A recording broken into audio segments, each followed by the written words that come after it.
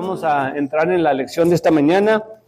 Estamos en el libro Vida Discipular, volumen 2. Y estamos aprendiendo, conforme a la palabra del Señor, en cómo convertirnos en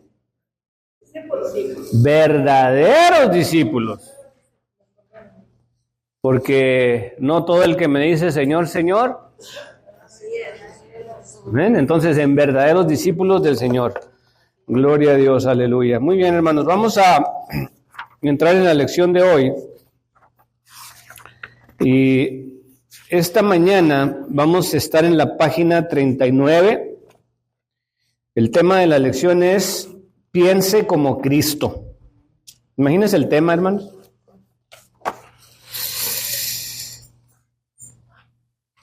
Pensar como Cristo, hermanos. ¿Cuántos necesitaremos ayuda en esta área de nuestra vida? Oiga, la mente. Por ejemplo, yo los estoy viendo a ustedes y ustedes me están viendo a mí. Pero, ¿quién tiene la capacidad de estar leyendo la mente? Dios. Mi hermano Manuel me hizo una vez me hizo ese planteamiento. Me dijo, oye, los discípulos que anduvieron con Jesús, imagínate que se le quedaban viendo al maestro y el Señor estaba leyéndoles la mente.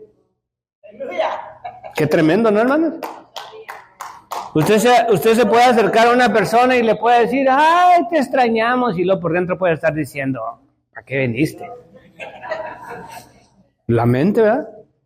Pero ahora, conforme a la lección, vamos a aprender en cómo nosotros pensar como Cristo, para ser semejantes a Él, para parecernos al Hijo de Dios. Amén. Gloria al Señor. Fíjese, arrancamos la lección en esta mañana leyendo lo que dice ahí en la parte de arriba. Tal vez piense, ¿será posible que yo, un pecador, tenga la mente de Cristo? Hermanos, pregunta. ¿Será posible que una persona pecadora como nosotros, y este es un tema controversial cuando digo yo pecadores, porque yo he escuchado pastores en la televisión, hermanos, que se ofenden, que le digan que son pecadores, porque sí tienen razón en que nosotros ya no somos pecadores de estar pecando todos los días, sino que nos hemos arrepentido, ahora somos santificados pues por la fe, dice la palabra, tenemos paz para con Dios. Y de vez en cuando, como dice el Chavo del 8, se nos chispotea. O sea, hacemos algo malo y pedimos perdón y somos restaurados. Entonces, técnicamente no somos pecadores, porque nos estamos arrepintiendo. Pero eso es lo que dice la lección, entonces yo simplemente lo estoy leyendo y la pregunta es, ¿piensa usted que será posible que un pecador o una persona como nosotros, un cristiano común y corriente, pueda tener la mente de Cristo, hermanos? ¿Será posible? Bueno, le voy a decir por qué es posible. Curiosamente, estamos en la temporada navideña. Y Navidad, ya lo hemos hablado, me tocó predicar 2 veces de este tema, viene de la palabra natividad, se deriva del latín natimiento o nacimiento. Entonces, ¿qué celebramos en la Navidad? El nacimiento de Jesús. ¿Qué significa un nacimiento? Una vida, un comienzo, algo nuevo. Entonces, cuando Jesús nace, no solamente en Belén de Judea hace 2024 años, cuando Jesús nace en el corazón de una persona, eso significa un nuevo nacimiento. La persona se bautiza, entonces está dando a entender que esa persona murió y por el poder de Jesús y la fe en Jesús resucitó. Las cosas viejas pasaron, aquí todas son hechas nuevas. Entonces ahora tenemos una nueva naturaleza. Y como tanto, también podemos tener una nueva mente. Pero este es un proceso, hermanos. Porque la carne se aferra a lo suyo. Entonces, es un proceso de estar renovando nuestra mente. Yo no sé, los que, tal vez en otros países, pero los que son mexicanos, en la escuela había un dicho que decíamos, tienes una mente cochambrosa. ¿Qué quiere decir? El cochambre es eso que se les va acumulando a los hornos, a las estufas. De tanto cocinar, cae la grasa, la manteca y se va haciendo una piedra. Una costra, pero que, ¿cómo se batalla para limpiar eso? Entonces decían en la escuela, tienes una mente cochambrosa. ¿Qué querían decir con eso? Una mente sucia. Una mente sucia, o sea, tú ves algo y luego, dice,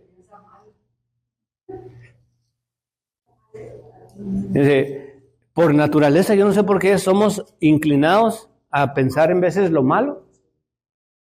Usted ve algo y lo juzga inmediatamente. Entonces, en esta mañana, ¿cómo podemos nosotros tener la mente de Cristo? Dice, puedo imaginarme a algún famoso evangelista pensando cómo lo haría Cristo, pero no a mí. ¿No sería presuntuoso creer que puedo pensar como Cristo, hermanos? O sea, no sería como presuntuoso, es como que ya nos estamos pasando el límite de que yo, una persona común y corriente, pueda tener la mente de Cristo.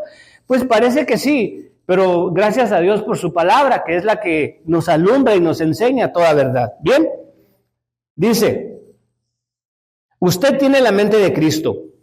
Creer que usted tiene la mente de Cristo no es presuntuoso. Recibimos la mente de Cristo cuando recibimos la salvación. Y ahí viene 1 Corintios 2:16. Porque ¿quién conoció la mente del Señor? ¿Quién le instruirá? Y luego dice al final, mas nosotros tenemos la mente de Cristo. No lo dice el hermano Alfredo, lo dice la santa palabra del Señor. Nosotros, los que hemos nacido de nuevo, los que hemos aceptado a Jesús, tenemos hoy en día la mente de Cristo. Amén. Ahora, que pensemos como Cristo es otra cosa. Porque como todas las cosas, vamos a suponer que yo aprendí a tocar el violín cuando era niño, pero ya nunca lo volví a tocar, ya pasaron 40 años. Tal vez me acuerdo poquito, pero ya no voy a tener la misma práctica porque tengo 40 años que no toco el violín, pero de niño me lo enseñaron. Entonces, si yo tengo la mente de Cristo cuando me arrepentí de mis pecados, pero no la puse a trabajar, entonces necesitamos empezar a trabajar la mente de Cristo. Amén. Entonces, por eso estamos aquí en esta mañana, para aprender de la bendita palabra del Señor. Pero lo que les quiero dar a entender es que ya de por sí, conforme a Romanos 8:29, nosotros tenemos la mente de Cristo. Dice, porque a los que antes conoció, también los predestinó para que fuesen hechos conforme a la imagen de su Hijo, para que Él sea el primogénito entre muchos hermanos. Fíjese, para que fuésemos hechos. Ahí está el proceso. Una vez que nosotros nos arrepentimos, dice, para que fuésemos hechos. Hechos viene de que Dios está haciendo en nosotros. Como el que dice, voy a hacer tortillas. Es un proceso de, el Señor toma la masa en sus manos, como el barro, dice el alfarero, toma el barro en sus manos para hacer una vasija de su agrado. Si nosotros le decimos al Señor, Señor, cambia mi mente, toma mi vida, cámbiame, transfórmame, ayúdame, el Señor empieza a transformar nuestra mente. Si le damos lugar al Señor en nuestra vida. Fíjense lo que le estoy diciendo. Si le damos al Señor lugar en nuestra vida. Jesús nació en un pesebre. La intención de José, el esposo de María, no era que naciera en un pesebre. Pero dice que anduvieron, como había un censo, toda la gente subía para ser empadronados a esta ciudad. Y no había lugar en el mesón o en los hoteles de aquella época, por así decirlo. No había hoteles, ¿verdad? Pero... Y tocaron puertas y no había. Oiga, yo nunca he sido de ninguna otra religión, pero sí conozco mucho de las tradiciones católicas y de nuestros antepasados. En una ocasión estábamos nosotros, para una Navidad, fuimos de vacaciones a Mérida. Estamos en una hacienda hotel en la selva, y para Navidad hacen una cena. Está incluido ya con la estancia ahí. Pero luego, antes de la cena, nos organizan, entonces dijeron, vamos a hacer 2 grupos. Un grupo va a estar afuera de la hacienda, o sea, en la parte afuera del edificio, y los otros están adentro.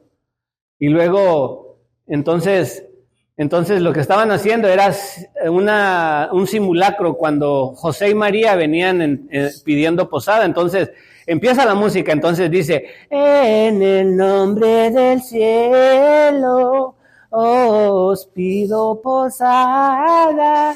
Y luego contestan los de adentro, aquí no hay lugar, que quién sabe qué. Y se me hacía suave porque se contestaban cantando, pero no perdía uno el ritmo de la música. Yo nunca en mi vida lo había experimentado, pero estaban como haciendo cuando José y María entraron y venían pidiendo posada, y en ninguno de los lugares había lugar para Jesús. Entonces, ¿a dónde terminó naciendo el Rey de Reyes y Señor de Señores, hermanos? En un establo. Ahora, bendito sea Dios por su divina voluntad, nos permitió a nosotros estar en Jerusalén y fuimos al lugar donde se cree que nació Jesús. No era al aire libre, era como una cueva, hermanos, donde los pastores de ovejas, para pasar la noche y que sus ovejas no se las comieran los lobos, los animales salvajes, ahí metían a las ovejas y ahí estuvimos en la cueva. Cuando Jesús nació era Belén de Judea. ¿Y saben ustedes ahora qué es Belén de? Anybody? Palestina. Digo yo, wow. ¿Pero por qué Palestina? Porque ahora es el Palestina. Pues ellos se adueñaron. ¿No será melón o será sandía? Hoy en día se llama Palestina. Yo no soy nadie para repartir tierras aquí. Pero se llama Palestina el lugar. Y ahora, si usted va ahí, ya tiene que salir de Israel y cruzar a Palestina. Entonces, la cosa es, los palestinos eran los filisteos. Digo yo, ¿dónde vino a caer el nacimiento de Jesús? Fíjense, 2024 años después, a Jesús no encontró el lugar donde nacer. Incluso hoy en día ya no es ni siquiera, no le pertenece a Israel, sino que ahora es de los palestinos. Y es un rollo para cruzar la otra frontera. Pero bueno, al final del día, no encontraban lugar donde Jesús naciera. Ahora, volviendo al tema de la lección de pensar como Cristo, ¿Jesús tendrá lugar en nuestra mente, hermanos? Claro que sí. Claro que es la base. Piense lo que le estoy preguntando. En el día de 24 horas, ¿cuántas veces usted pensó como Cristo? ¿Cuántas veces usted actuó como Cristo? ¿Cuántas veces usted respondió como Cristo? Porque de la misma manera, así como no encontraban lugar cuando Jesús iba a nacer, a lo mejor la mente de Cristo no encuentra lugar en las mentes ocupadas. Hoy en día, fíjense cómo tenemos distracciones, hermanos, con las redes sociales, con el teléfono, con la televisión y con tantas cosas. La gente, hoy en día, ¿podría usted sobrevivir sin el teléfono? Sí. Pues antes no teníamos, hermano. Pues yo sé, pero pues el chamuco es chamuco. No tenía usted ni siquiera en la casa. Y ahora, hermanos, cuando después del servicio o mañana o cuando sea, cuando entre a un restaurante o un café y la gente esté sentada, vean qué están haciendo. El teléfono. Me habló mi tío, un tío que tengo allá en Texas, y me saluda. Entonces le digo, tío, ¿y qué hizo para el Día de Acción de Gracias? Nada, me dijo, me quedé en la casa, y así molesto. Le digo, ¿pero por qué no fue? Dice, porque me da coraje. Dice, vamos a la cena y todos están en el celular. Entonces le digo, mejor no voy, yo me quedo en la casa. Entonces lo invitan a la cena y todo el mundo está en su teléfono. Entonces dice, pues ahora no voy, porque me siento ignorado. Se siente solo. Y pues mi tío ya es de la quinta generación. Gracias, hermana. Pues todavía de que me invitan y vamos a platicar, vamos a convivir, y como todos están más jóvenes que él, pues todo el mundo está en el mentado teléfono. Distracciones. Vuelvo al tema. ¿Tendrá Jesús lugar en nuestra mente hoy en día, hermanos? Volvemos a la lección, lo que estoy leyendo. Dice Hebreos 2:10, dice que Dios está en el proceso de llevar muchos hijos a la gloria. La gloria que usted tiene es la gloria de ser como el perfecto Hijo de Dios, Jesucristo. Filipenses 2:5 que leyó ayer en el devocional le recuerda que usted tiene la mente de Cristo. Si esto fuera imposible, ¿se lo recordaría la Biblia? ¿Cómo entonces podrá pensar como Cristo? Conociéndolo y escuchándolo y aprendiendo de su verdad. Vamos a Juan 8:31, ahí está el margen. Si vosotros permaneciereis en mi palabra, seréis verdaderamente mis discípulos y conoceréis la verdad y la verdad os hará libres. ¿Qué aprendamos en esta mañana, hermanos? Si vosotros permaneciereis en mi palabra, seréis verdaderamente mis discípulos. ¿Qué nos capacita como verdaderos discípulos de Jesús, hermanos? Permanecer en Cristo. En su palabra. Si permanecen en mi palabra, entonces verdaderamente serán mis discípulos. ¿Y qué es permanecer en su palabra? No firme. Que nada te muevas. Fíjense, a mí me gusta expander lo que escucho. Permanecer en su palabra.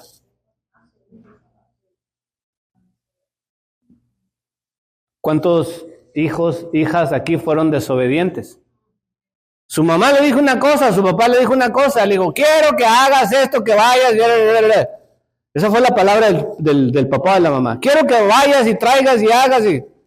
Y usted lo hizo totalmente. Usted no permaneció en la palabra que le dijeron. Le dijeron, no quiero que te cases con ese, porque ese es un vago y es de que el otro. Pues no quiero. La palabra que usted le dijo no le gustó, entonces usted escogió su propio camino. Entonces ahora nosotros tenemos la palabra del Señor. Amén. Si permanecemos en su palabra, quiere decir si actuamos, vivimos, pensamos, reaccionamos, todo conforme a la palabra del Señor, entonces somos sus discípulos. Si no, no lo somos. Es lo que dice la bendita palabra del Señor. Repito, dice, si vosotros permaneciereis en mi palabra, seréis verdaderamente mis discípulos. Y luego que sigue, y conoceréis la verdad, y la verdad os hará libres. Si nosotros permanecemos en la verdad, en la palabra, entonces vamos a conocer la verdad. Fíjense, Jesús dijo en Juan 14:6, yo soy el camino, yo soy el camino, yo soy la verdad, y yo soy la vida. Entonces, ¿quién es la verdad? Jesús. Si yo permanezco en su palabra, ¿a quién voy a conocer? A la verdad. ¿Y quién es la verdad? Ok, de vuelta. Si yo permanezco en su palabra, voy a conocer a Cristo, que es la verdad. Y siempre tengo que decir esto, es muy bueno venir a la iglesia, claro que sí, la Biblia nos lo reafirma, pero no es suficiente con solo venir a la iglesia, hermano. Tenemos que permanecer en Jesús. Tenemos que permanecer en su palabra para conocerlo a Él. Jesús escogió a 12 para que anduvieran con Él, los apóstoles, y literalmente les cambió la vida. Usted ve a un Pedro, el apóstol Pedro, arrebatado, rebelde, impulsivo, bocón, todo lo tenía el apóstol Pedro.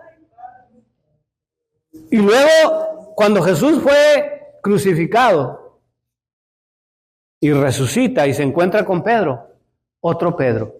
Cuando yo leo lo que Pedro escribió, digo yo, ¿es el mismo Pedro? ¿Cómo que no? Transformado. ¿Será el caso de nosotros, hermanos? ¿Qué dices tú? ¿Me cambió la vida? ¿Soy diferente? Es el proceso que podemos experimentar si permanecemos en su palabra. Y conoceréis la verdad, y la verdad os hará libres. Dice, vivir en la verdad de Dios, la Biblia es la fuente principal del conocimiento de Cristo. La palabra revela su verdad. A medida que permanecemos o guardamos la palabra, Él nos habla por medio del Espíritu Santo. Una de las funciones del Espíritu Santo es demostrarle la verdad. Su verdad libera la mente de la esclavitud. Si nosotros no permanecemos en su palabra, hermanos, dice que la palabra nos libera de las mentiras del diablo. Voy a dar un ejemplo que es de los básicos de aquí de la escuela dominical de la iglesia. Cuando Dios creó el huerto del Edén, los puso a Adán y a Eva, y les decía yo, todo era perfecto. Y Dios dio su palabra a esta pareja. Dice la Biblia que Dios caminaba con ellos, platicaba con ellos, y le dicen el paraíso porque eso era en realidad un paraíso. El enemigo llegó, el diablo, era el más astuto de todos. Y si curiosamente Dios les dio su palabra, pueden comer de todos los árboles que hay en el huerto, excepto del que está en el medio del huerto. De ese no pueden comer. Esa fue la palabra de Dios. Lo que pueden hacer, lo que no pueden hacer. Cuando llegó la serpiente, el diablo, ¿qué fue lo que hizo? También dio su palabra. Empieza a platicar con Eva y le dice, ¿con que Dios les ha dicho que no pueden comer de los árboles? No, si podemos comer de todos, menos de este. Perdóname, árbol, que te ponga de ejemplo. Y le dijo, ¿pero por qué? Porque vamos a morir.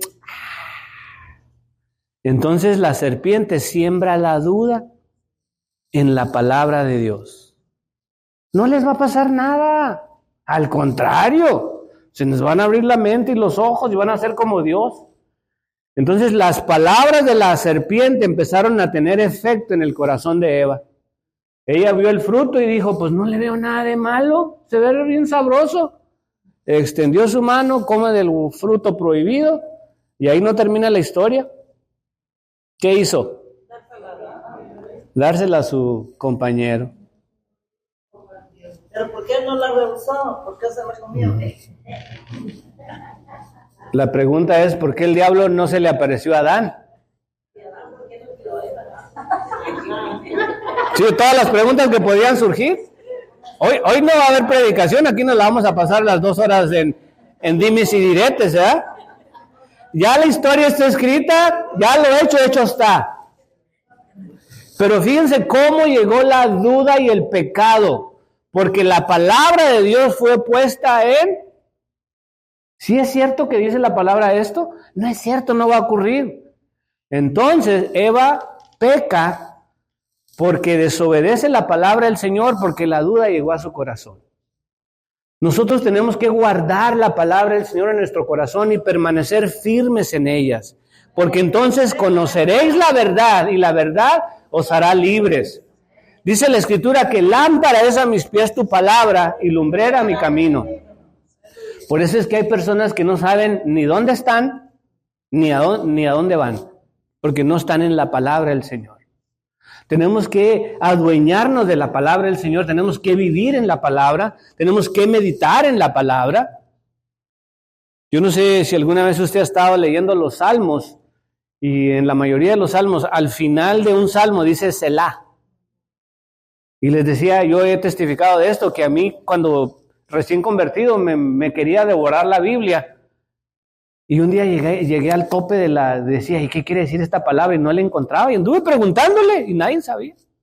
Y me puse a orar, a investigar, hasta que descubrí. Selah significa meditar en esto. Tú lees un salmo y te dice la Biblia, no le cambie de capítulo, póngase a meditar lo que acaba de leer. Y eso es lo que le dice el Señor. Leemos la Biblia como si fuera un cuento de vaqueros. Quiero llegar al fin a ver si termina en colorín colorado y fueron muy felices. No, la Biblia está viva. Es como una espada de 2 filos. Penetra lo más profundo, discierne los pensamientos, el corazón. Amén. Entonces nosotros tenemos que adueñarnos de la palabra, vivir en ella, meditar en ella, hermanos. Porque entonces a través de eso vamos a conocer a Cristo, que es la verdad, el camino y la vida. Gloria al Señor. Denle la vuelta a la página 40. Dice, ¿qué término usó Jesús en Juan 8:31 para describir a la persona que permanece en su palabra? 4 opciones, hermanos. ¿Cuál es el término que usó Jesús para describir una persona que permanece en su palabra? ¿Es un seguidor, un discípulo, un convertido o un pecador? Un discípulo. Los que permanecen en su palabra, entonces son verdaderamente, y usa la palabra verdaderamente, sus discípulos. Entonces les decía yo, qué bueno que venimos a la iglesia, pero mejor es permanecer en su palabra. No desviarnos, no salirnos de su palabra. Una persona que permanece en su palabra es su discípulo. Estos versículos dicen que usted será su discípulo si permanece en su palabra. Ahora, hermanos, el estudio de esta mañana nos hace la sugerencia que llevemos ¿cómo le llaman? Un devocional diario. ¿Qué es un devocional? Es la Sagrada Escritura, meditarla. Todos los días y tome notas.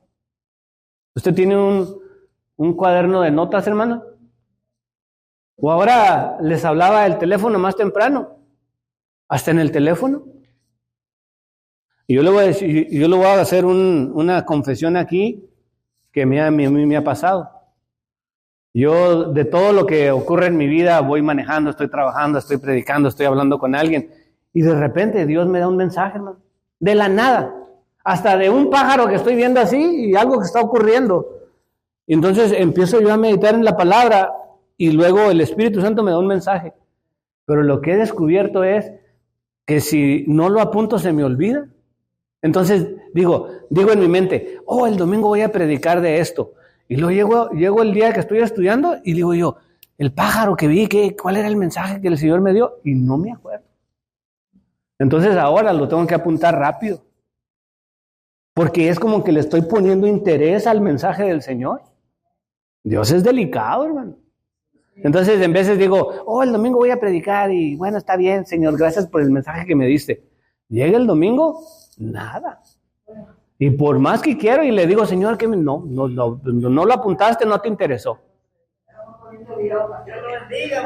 Entonces ahora en cuanto me llega el mensaje tengo que buscar mis notas y apuntar ahí los puntos claves que el Señor... Y Dios me ha dado muchos mensajes, hermano.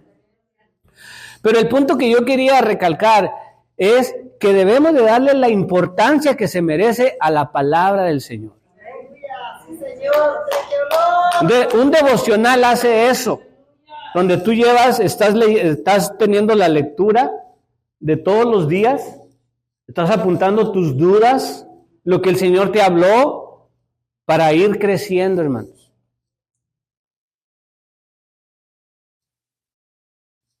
Una de las veces fui con mi doctor y estaba batallando con el A1C. El A1C es la glucosa en 3 meses. Es el promedio de glucosa en la sangre en 3 meses. Entonces, toda la vida me he rehusado a tomar medicamento para el diabetes y por fe declaro que no tengo diabetes. Todos mis hermanos y hermanas, los más viejos y los más jóvenes, ya están tomando medicamento y ya se consideran diabéticos. Y digo, por fe yo reprendo esa enfermedad. Y entonces voy con mi doctor. Entonces me dice que me va a dar medicamento. Le digo, espérese tantito. Le digo, por fe, déjeme empezar a hacer mi trabajo de hacer ejercicio, de comer saludable, etcétera, etcétera. Entonces, hermanos, empecé a notar todos los días. Comía esto y luego me checaba el azúcar, entonces empecé el panecito es el que me está... Qué curioso que cuando yo le puse interés a esto, o sea, comía algo y luego me checaba el azúcar a las 2 horas y si estaba muy elevada decía, no me cae la carne roja, no me cae el azúcar, no me cae esto. Empecé a descubrir lo que me hacía mal. Entonces, eso era llevar como lo que les estoy diciendo, empezar a tomar nota de todo. Cuando fui a ver al doctor hasta se quedó sorprendido. ¿Tú hiciste todo eso? Sí.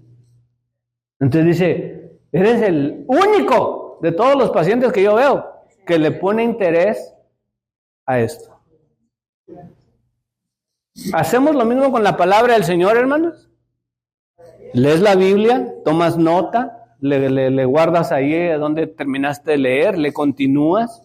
Muchas veces sí la leemos, hermano. Si permanecemos en su palabra, entonces somos verdaderamente sus discípulos. Es lo que dice la santa palabra del Señor. Vamos a Lucas 4:14.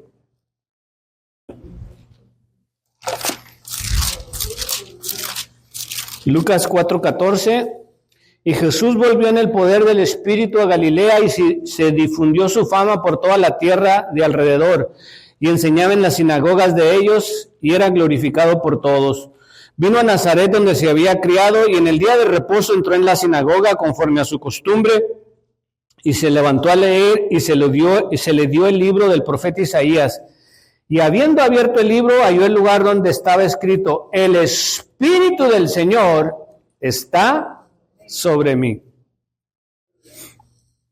Jesús estaba leyendo en la sinagoga, hermanos. La sinagoga vendría a ser como la iglesia de los judíos, algo similar.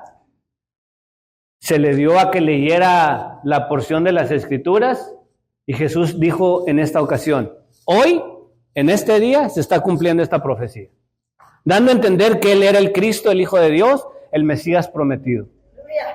Pero fíjense lo que dijo Jesús en esta ocasión, en el versículo 18: el Espíritu del Señor está sobre mí.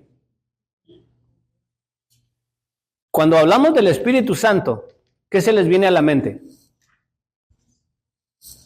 A mí se me viene a la mente Hechos, y dice: cuando vino el Espíritu y recibiréis poder. ¿Cuándo? Cuando haya venido sobre vosotros, ¿quién? Entonces el Espíritu Santo es poder, poder de Dios. ¿Y qué estaba diciendo Jesús? El Espíritu del Señor está sobre mí. Tengo el poder de Dios.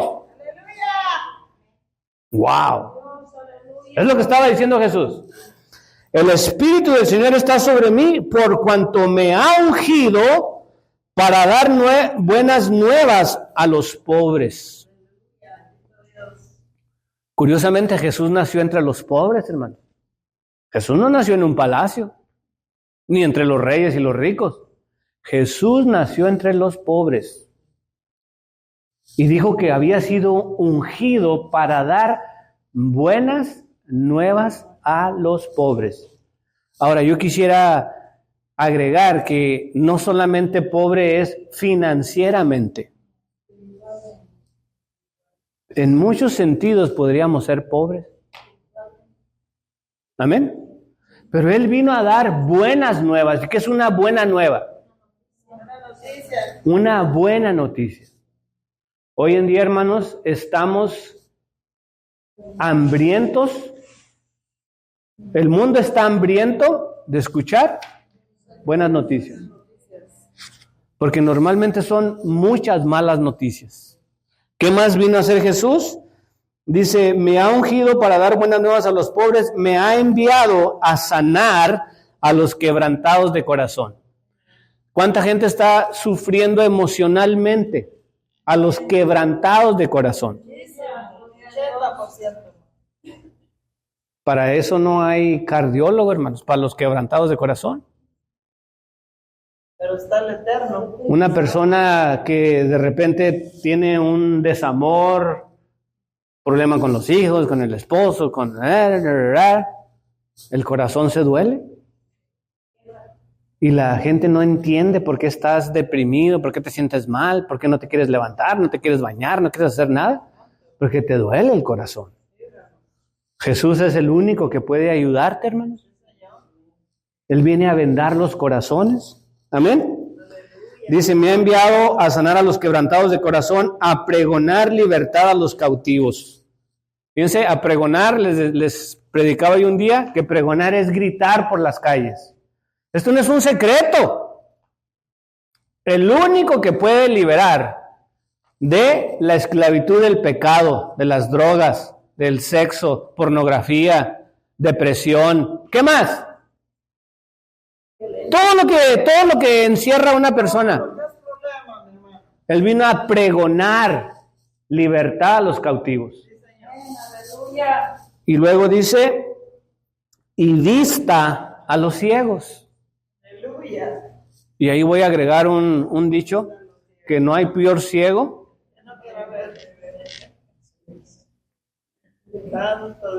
Yo he hablado mucho de este tema, que hay mucha ceguera espiritual. El siervo de Eliseo, oiga, ¿cuántos años tendría sirviendo al profeta? Y en una ocasión estaban rodeados de soldados que los venían a arrestar. Y el siervo del profeta tenía miedo y le dijo, oye, son muchos los que vienen contra nosotros y nomás somos tú y yo. Y le dijo el profeta, son más los que están con nosotros que los que están en contra de nosotros. Pero él no veía a nadie. O sea, él decía, no, pues si nomás somos tú y yo. Entonces el profeta tuvo que orar para que Dios le abriera la vista espiritual. Y cuando volteó, ¿qué vio? Muchos ángeles. Oiga, entonces sí, ahora sí me siento... ¿Eh?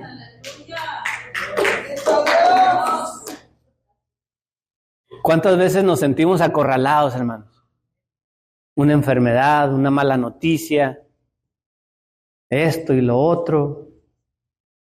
¿Sí? Alzaré mis ojos a los montes.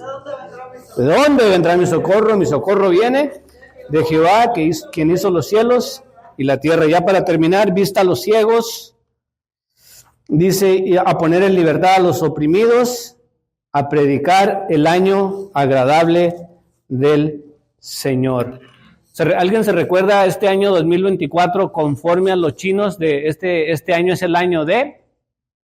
No leemos eso, hermano. No, ni yo tampoco lo leo, pero yo sé que del dragón.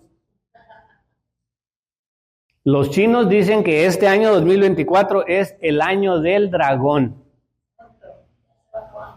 Jesús vino a pregonar el año agradable del Señor. ¿Cuál tiene más efecto? ¿El dragón que está destruyendo, matando y robando, o el Señor que dijo, y voy a darles vida y vida en abundancia? Si no estamos en su palabra, entonces estamos a expensas del dragón con todo lo que está anunciando todos los días, hermanos. Pero cuando estamos en su palabra, sabemos que es una mentira del diablo y que en Cristo somos más que vencedores. Amén. Así es que ojalá, hermanos, que la lección nos haya ayudado a tener la mente de Cristo, a pensar como Cristo. Vamos a orar, Padre, en esta mañana, y en el nombre de Jesús venimos a tu trono de gracia. Te pido, mi Señor, que cambies mi mente, mi corazón, y cambies todo mi ser.